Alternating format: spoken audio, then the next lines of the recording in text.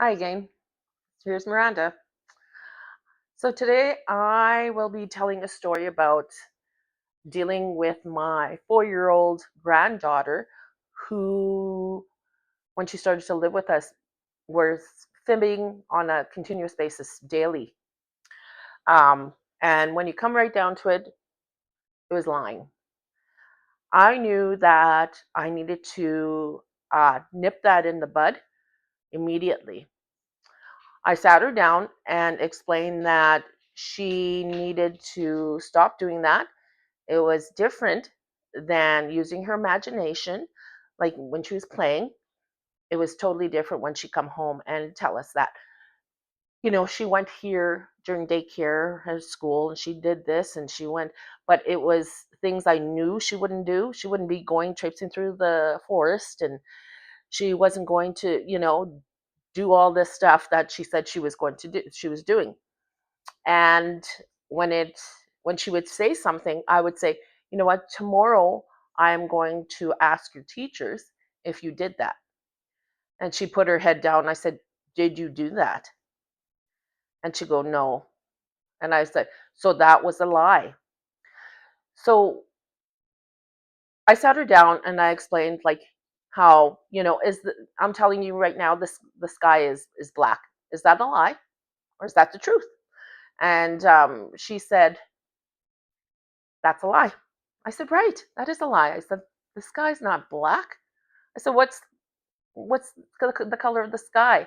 And she's like, well, it's sunny out and the sky's blue. And I said, yeah, exactly. The sky is blue, and that's the truth. So I knew that she understood. She grabbed the concept of what a lie is, what the truth is. So as time went on, we kept on catching her in her fibbing, her lying. And after so long, I said, we need to have some consequences. So I told her that the next time she lied was when she was not telling the truth, she was fibbing, she would need to get a timeout. And at that time, I got her, she came to live with us right before her third birthday. So she was 3 at the time when when we were dealing with her lying. And so I told her that she would have a 3-minute timeout. And timeout was when we'd place a small chair in the corner. She would sit there, and for 3 minutes, I needed her to think about how bad it is to lie, and the con, like, and how I wanted anyone and everyone to perceive her as an honest person as she grew. Um, and that I needed her word to be good. So I explained all this, and that it's good to be an honest person and not tell lies. So it came to be, she lied again. So we got the chair out, and I said, I'm sorry, but I had told you that this was going to happen. I said, so, and I wasn't mad, I was just explaining it to her. And I said, so you're going to need to sit on the chair. I went and got the chair, put it in the corner, and I said, I need you to sit facing the wall. And she's crying at this time. And she's like, but I don't want to. I said, I know. I said, but it's something, I said, that you have to know there are consequences. And if you continue to lie, the consequence was no one would believe you. I said, and they wouldn't respect you. I said, so I want you to be respected in life. I said, as you grow, I said, I'm going to need you to sit in the corner for 3 minutes. I put on a timer, and I told her when the timer went off, she got to get up from the chair and put her chair away and continue on with the day. But she cried and she cried. Uh, and she turned around, and I said, no, I'm sorry. You're going to have to face the wall and think about that it's not a good thing to lie. So she did. Um, and she cried while she was doing it, but she did it. And after the 3 minutes, she came to me and she said, Grandma, I love you. And I said, I love you too. I said, I wasn't doing it to be mean. I'm doing it to teach you. Because realistically, when it comes right down to it, Um, I'm her full-time uh, caregiver, right? She lives with me full time. I'm her, I'm a grandparent raising my grandchild full time.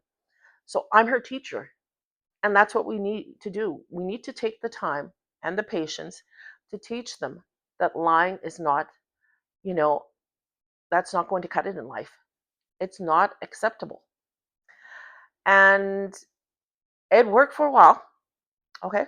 And I just needed to give her that one time out. And she was 3. She just turned 3.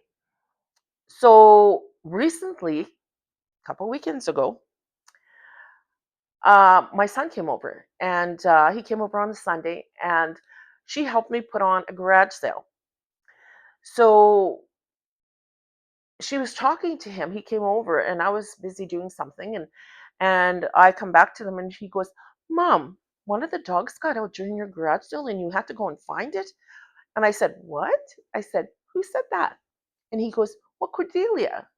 And my granddaughter Cordelia, was standing right there, and I said, "No." I said, "That didn't happen, did it?" And then she put her head down and she said, "No." I said, "When we go back into the house," I said, "you're going to have to get a timeout for lying. That's a lie." I said, "And you know," I said, "lying's not good." And I could tell my son felt bad that he told on her, not realizing that she wasn't being honest. Um, but she began to, quietly cry. And when we got back into the house, I said, we need to do the 4-minute timeout, but it's going to be 4 minutes now. And she goes, "No, no." And I said, "Yes, I'm sorry." I said, "It's going to happen." So I went and grabbed her chair, and she quietly cried in the corner.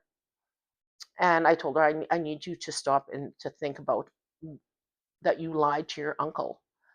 I said, um, "That's unacceptable, and you're not going to be doing that anymore." And she goes, "I won't do it." And I said, "Yes, I know you won't do it." I said, "Because you'll continue to get timeouts." I said, "And you don't like timeouts." But I said, "I'm just doing it to teach you." So she did her 4 minutes. And but when it comes down to it, the from the first time out to now was almost a year. That was a year. But that's pretty good from 3 to 4 year olds, teaching them about lying. But you need to do it on a continuous basis. You need to, as soon as it happens, say, "Sorry, you need a timeout because you just lied. And that's unacceptable." Remember that conversation we had before about lying and people not respecting you? So I want you to be respected. You're going to get a timeout. You need to take that time to teach them. And I mean, it might be in the middle of supper, it might be when it's really inconvenient, or it might be when you're away from home and you might be shopping or whatever. And that's okay. Just let them know right then. You notice they lied, you tell them they lied, that you know they lied, and that when you get home, they are going to get that time out. And you have to follow through. So when you get home, or when is whatever's going on in your life, you have to follow through and give them that time out. Put on a timer, make them sit there. I'm fortunate that my granddaughter doesn't move from the chair. Um, I'm sure there are many parents, grandparents, that the children won't sit. They'll just get up and walk. You just grab them and put them there. If they get up and walk away again, what I do is put my hand on their shoulder and I hold them there, and I'm like, and I just stand there or kneel down, and I'm like, "You're not going until your minutes are up, and I need you to think about it." Um, yeah, and it might be a fight. It might be, but we need to teach them because we are their teachers. And if we don't do it, who's going to? You don't want them to grow up to be, liars. And yeah, it takes a little time, but it's a good thing to teach them. It's very good. Now, I know others do it a different way. and that's okay. And I don't know how, if they say they're 8 or 10, sometimes you send them to their room. Does that work? I don't know. But I raised my children when they were younger and they'd go to their room. Um, so that kind of worked for me. But what works for you? How old are your grandchildren, or children? Comment below. Tell me what works for you, because when you share, it might work for someone else, and what I shared might work for you or whoever, who you might be dealing with the same, age, or it just, same situation. But yeah, let's share. Please, please tell me, if I mean, I want to, make it clear that I don't believe in, um, anything beyond like the timeout or in the bedroom, like, go and have your quiet time. Anything beyond that, harsh or whatever, because we have to do it out of love, because we love our grandchildren, because we love our children. And don't do it out of anger. Just remember they're children. We're the adults. We just have to take the time. And I know it's not easy sometimes, especially when you have more than one child, and you're busy. But we're their teachers, and we have to try, because we want them to have a good life. We want them to have, where they're respected. But yeah, comment down below, share your experiences, and